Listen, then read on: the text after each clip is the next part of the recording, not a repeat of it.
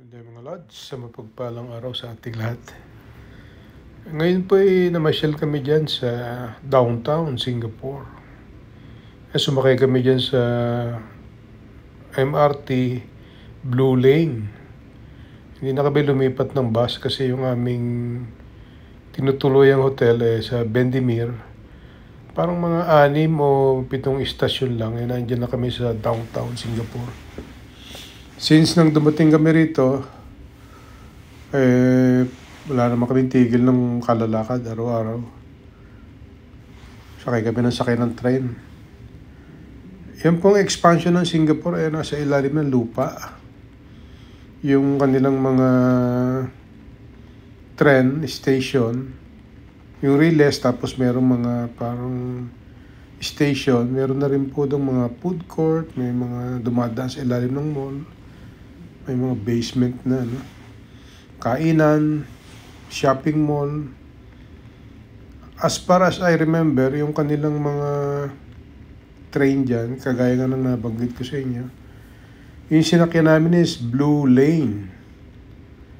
So yung Blue Lane meron siyang sariling ruta. Tapos may mga naka-intersection siya sa orange, sa green, sa meron pang ibang purple, parang 5 kulay siya na iba-ibang po yung release yun. Tapos may mga interconnecting station na interconnecting lang siya, nagko-cross lang. So kita nyo yung Singapore, maliit lang po siyang lugar Actually lumawak na nga yan sa Katatambak nung araw na kayo mabiyahe dyan Parang ang liit-liit niyang Singapore Parang mga nasa 30,000, mahigit lang yan na hectares Pero ngayon ay nasa 71,910 hectares na yung bali siya. Kung i-squared mo ay bali 71 kilometer square, by hectares is 71,910. Yun po yung kanyang mass, yung lawak ng land area, Ang Cavite ay 142,000, mahigit, nalimutan ko yung points, halos times 2. Ang laki ng Cavite itong Singapore. Pero itong Singapore, kahit ilalim ng lupa, nagagamit nila. Ganyan po sila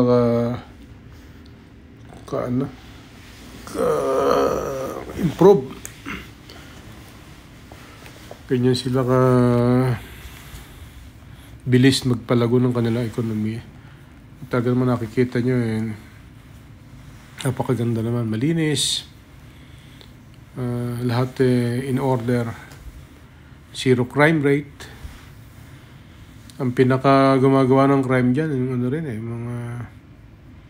mga tiga dyan, mga dayo rin. Kagaya kagabi sa news, merong dyan sa may part ng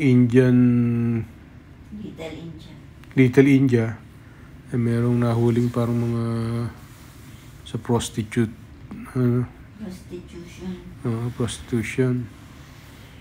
Mga ganun lang pong kaso na madali namang nare-resolve kasi siyempre iba technology rito. Lahat ng lakaran mo rito may CCTV, may camera Nasusundan ng bawat kilos ng bawat tao Kaya dyan po'y lumabas ka ng may dala kang pera, may dala kang alahas, nakasuot ka ng alahas, walang problema Wala kami nabalitang na crime na hinold up dito At ang tao busy. Sa umaga pa lang, kita mo lahat nagtatrabaho. Yung ultimong mga senior citizen nila, mga lods, tatrabaho dyan sa mga farm, sa mga park. Tatrabaho sa mga station, airport, napapakinabangan nila yung mga senior, elderly nila eh. Hindi kagaya sa atin, pag elderly ka na, wala na eh. Hindi ka na tanggapin. Hindi ka pa nga nagsisenior citizen. Hindi ka na tinatanggap eh. Mimili na sila ng ano. May discrimination na agad. Dito po, hindi nila lahat dito nagtatrabaho. At nag-enjoy sila while working kasi dito naman na lahat eh. Tsaka dito parang hindi ka pwedeng hindi magtrabaho kasi mahal ang bilihin eh. Mahal ang bilihin. Pagkain po dito, kung wala kang 10 Singapore dollars, which is equivalent to almost 450 pesos, parang hindi ka naman makakakain ng maayos.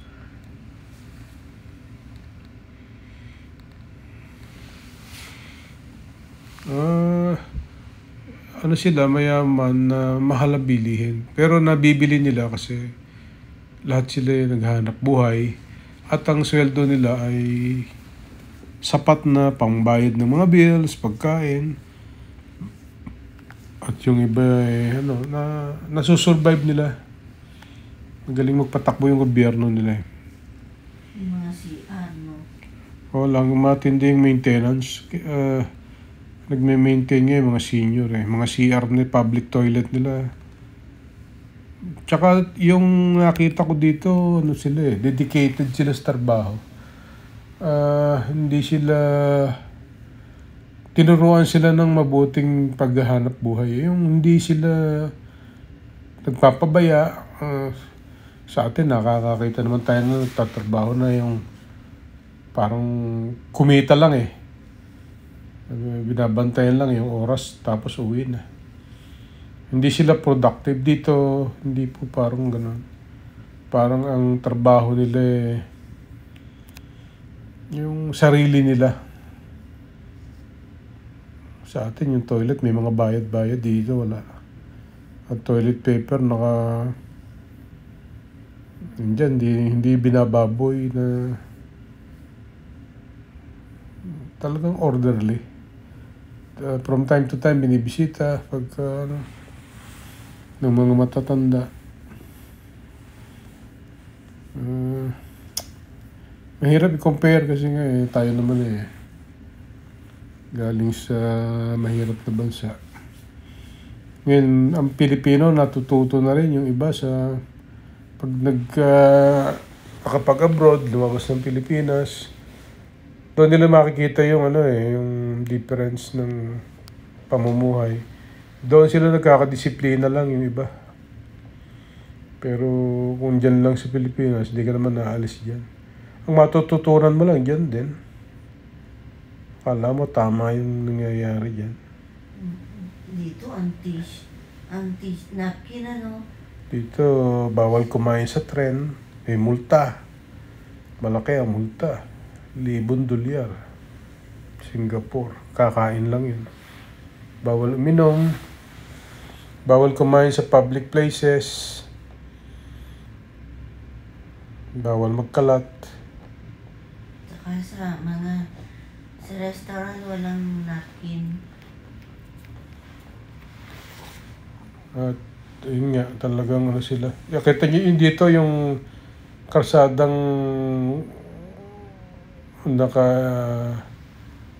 halimbawa, tatawid ka, wala naman sasakyan. Pero yung tao hindi tumatawid eh. Talagang inaantay nilang mag-green, yung maglakad, yung walk. Sa atin eh, kahit nakapula, naka-stop, may sasakyan na nakikipagpatintero pa, wala pa doon sa tamang tawiran. Dito po hindi pwede yun ako. Talagang maglalakad ka doon sa merong pedestrian lane. Doon ka tatawid, daantay mo yung mga traffic sign bago ka tumawid. Ngayon po. Mabalik tayo dyan sa video na yan. Kami po yung nagkawalaan na naman dyan. Ayan. Araw-araw naman kami nawawala. Kada lakad namin. Naghahanap kami ng... Pero masaya naman yung ganun eh. Pangit naman kasi pupunta ka sa lugar na parang kabisado mo na eh. Kaya ang ginagawa namin, explore. Talaga pupunta kami doon sa lugar na hindi pa namin napuntahan. Yun, kami naglalakad, puro lakad, sakay ng tren,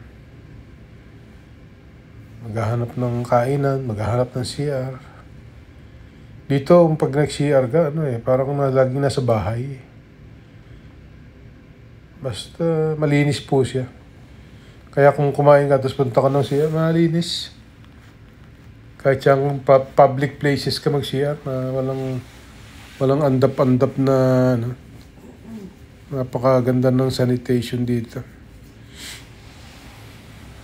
Dito sa atin, yung mga tissue kinukuha. Yan, naglalakad kami dyan sa may... Ano ba itong lugar na to? Parang Marina Bay. May tinuturo ako doon. Parang tinuturo ko yung wheel na malaki. Doon kasi kami noong kasing Sunday, December 1, 2024, meron pong ginanap niya na Singapore Marathon. Ako'y kasali doon sa 21 kilometer category. Tinakbo namin yung pati sa loob mga building na yan. Limot ko na lang kung ano yung ruta na pinagdadaanan namin.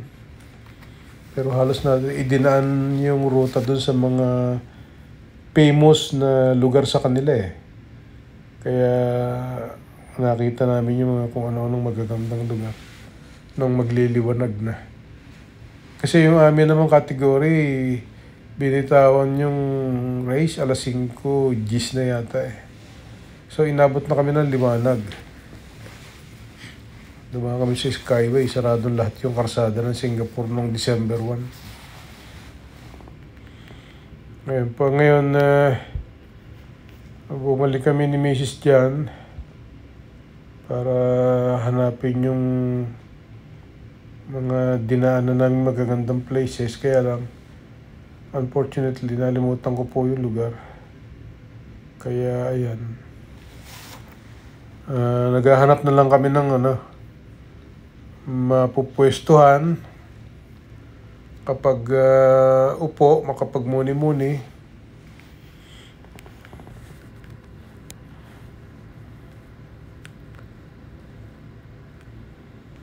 Hindi ko malam kung saan lugar na yun. Diyan pa rin, hindi pa rin kami nakakalayo dyan pala. Dito nagtawid-tawid na kami dito. Hanggang sa ano na dyan.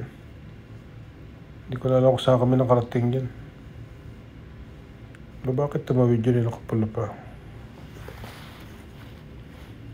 Parang mga foreigner yata yun. Ayan, ganyan na.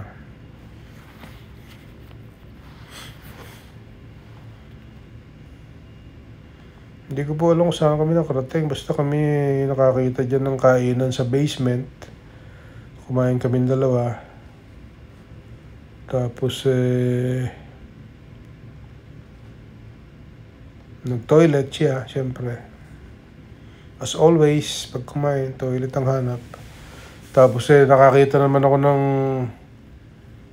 yung paluto, yung mga fishball. Squid ball, fishball with meatballs, ganun. Pinaluto. Kaya lang hindi ko siya nakunan ng naka-slanting eh. Nakunan ko siya nakatayo yung pang Facebook. Kaya abangan nyo na lang sa Facebook ko. Opo, yung mga ka-YouTube ko na hindi ko naman ka-Facebook. Ang Facebook ko po Alfred. Parehas ang pangalan. Type nyo lang. Yung pangalan na yan. At ipapalo ko rin kayo pagka kayo nag-follow. Mag-iwan lang kayo ng bakas. Para mai-follow ko kayo sa Facebook din. Kung kayo nagso-social media rin.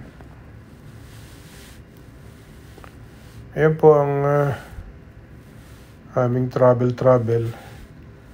Mahilig kami talagang mawala-wala. Kaya nag-iiwan kami ng mga marker, mga lods. Kasi po ay mahalaga yun eh. Paglabas namin ng station, linga-linga muna kami.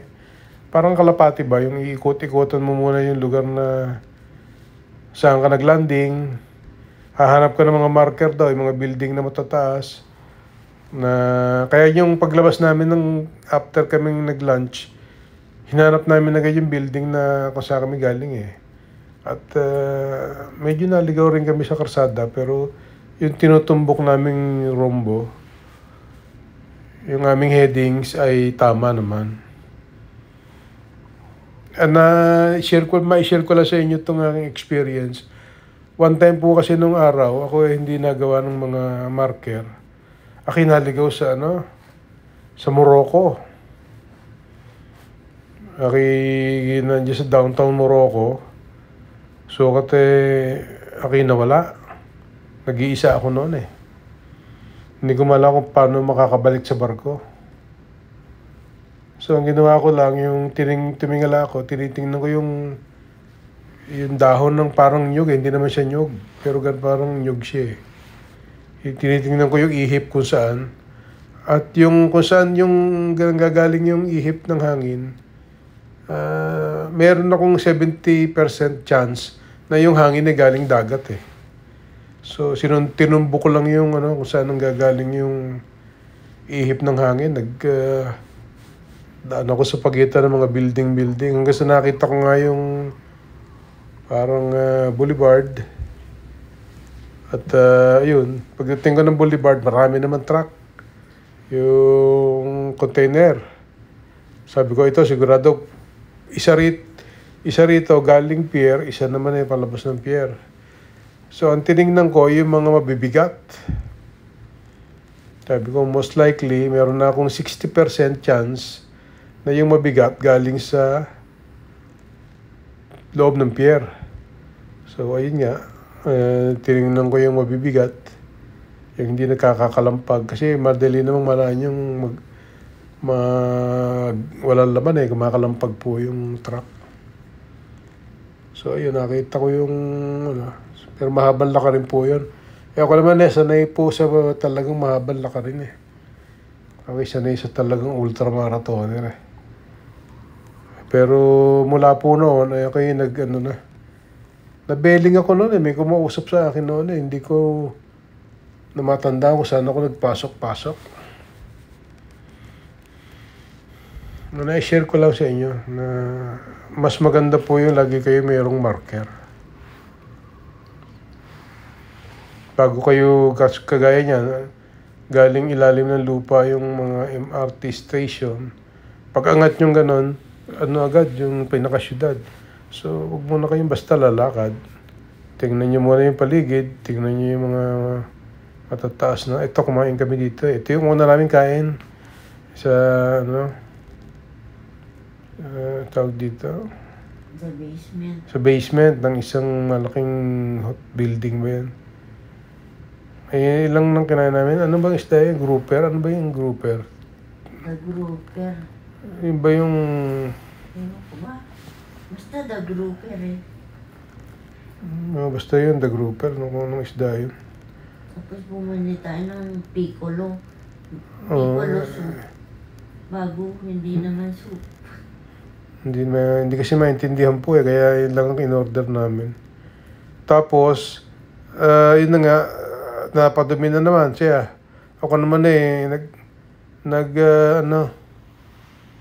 habang nag-toilet siya, bumili naman ako ng mga fish balls, squid balls, meatballs. Kumakain na naman ako. Paglabas niya ng toilet, kumakain na naman. Ayun. Doble-doble kain. Pagdating namin dito sa hotel, bibili ko lang naman pagkain. Puro kain na nangyayari. Tapos na kami diyang kumain. Ayun, yung marker namin na yung building na kulay blue, nakita niyo yun. Kaya yun ang tinutumbok namin, yung binabaan namin kanina. Alam na namin yung direction eh. Pagka natatakpan siya, kailangan huwag mawawala sa paningin eh. Hahanapin niyo yung saan ba tayo galing, ganun. Mayroon ding mga kumisan, di nyo, kung mawawala, gagawa kayo ng second marker. Ay, tinuturo ko, nakita nyo. Ayun daw kami galing. Kaya lang parang may mga harang eh. Hindi pwedeng dumaan kasi kailangan namin lumipat sa kabila. Pumasok kami rito sa building na to para tumawid. Yan. Palipat-lipat tatawid kayo na ibang karsada dadaan kayo sa mga parang ano lang naman, Ayala Makati. Hindi naman nahuhuli na rin sa atin sa mga ganyan.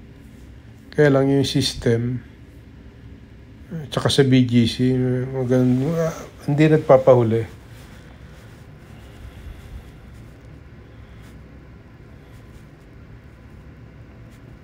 Kaya lang outside ng BGC tsaka Makati medyo malayo na.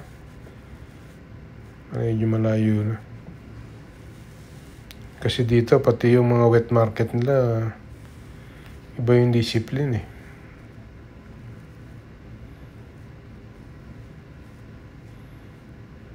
Yung wet market sa atin, tao minsan dumuduraan na lang kung saan-saan.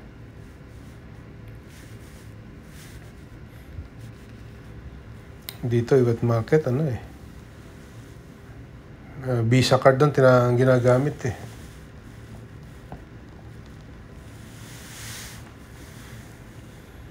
Saka yung mga ibon, no? Malaya. Ibon dito, hindi hinuhuli.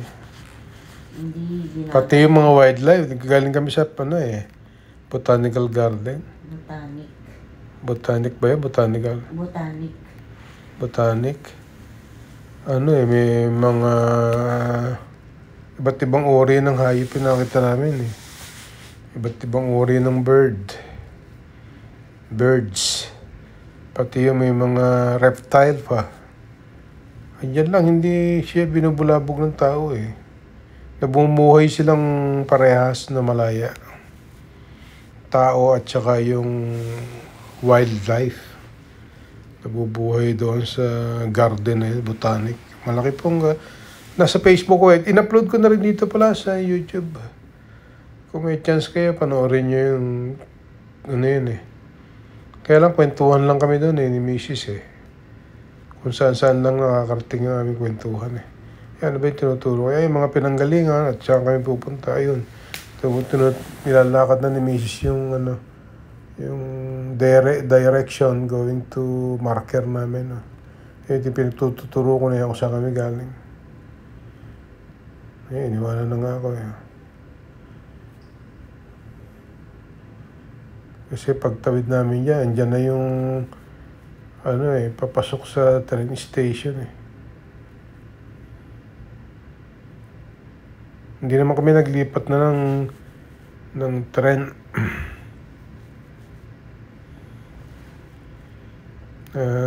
Blue line din kami.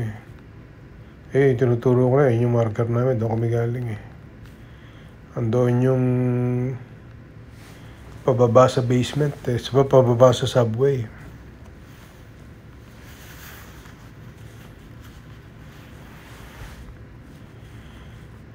Kaya bumalik kami gawa ng dito yung tawiran Malayo kung doon sa isa pa kami tatawid Ito, ayan yung may bubong na yan yung MRT.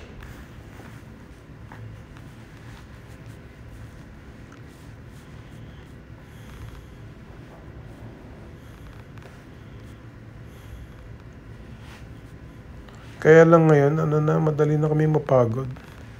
Hindi ko ito ito na yung ilalim na ng terminal na to Yung bumili kami diyan sa pangalan ng tinapay? Bread Talk. Pero paglabas niya MRT. Yung tinuro ko. Nasa basement.